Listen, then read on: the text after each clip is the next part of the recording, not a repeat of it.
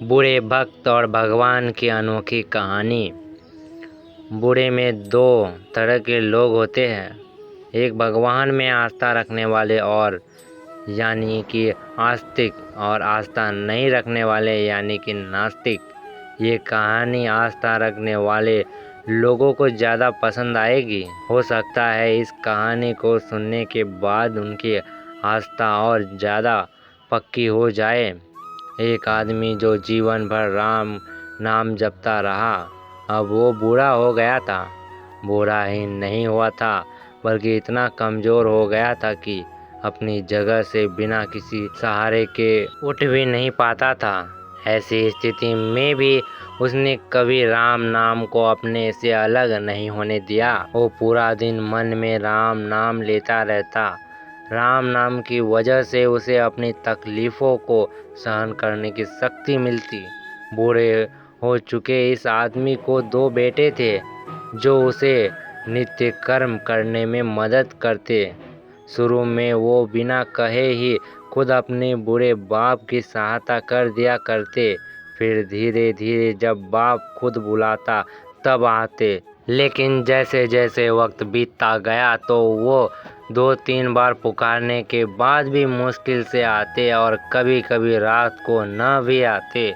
अब हालात ऐसे हो चली थी कि अक्सर बूढ़ा बिस्तर गंदा कर दिया करता और जब तक उसके बेटे से सहायता न मिलती ऐसे ही गंदे बिस्तर में पड़ा रहता।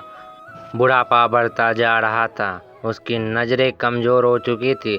इतनी बदहाली में भी उस आदमी ने राम नाम का साथ नहीं छोड़ा था।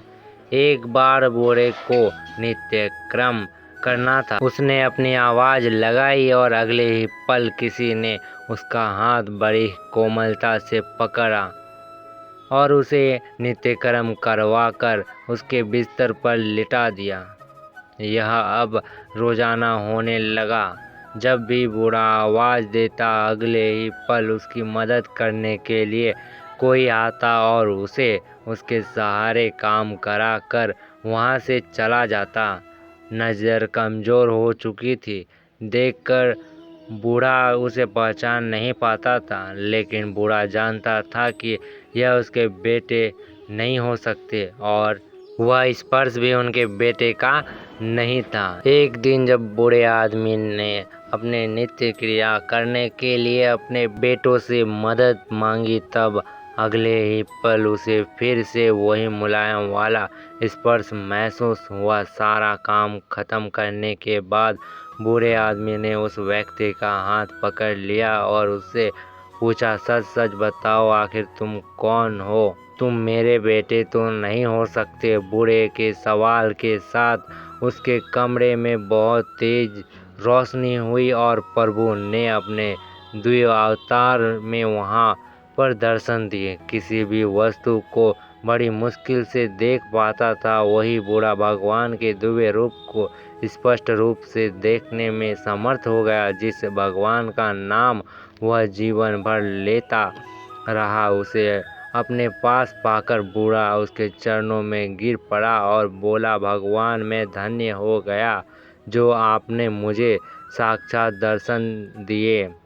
लेकिन भगवान मैं बहुत शर्मिंदा हूँ क्योंकि मैंने आपसे मेरे नित्य कर्म करवाए। भगवान ने कहा, मेरे लिए सारे काम एक जैसे हैं। अगर वह काम मुझे अपने भक्तों के लिए करना पड़े तो मुझे सभी कामों में खुशी मिलती है।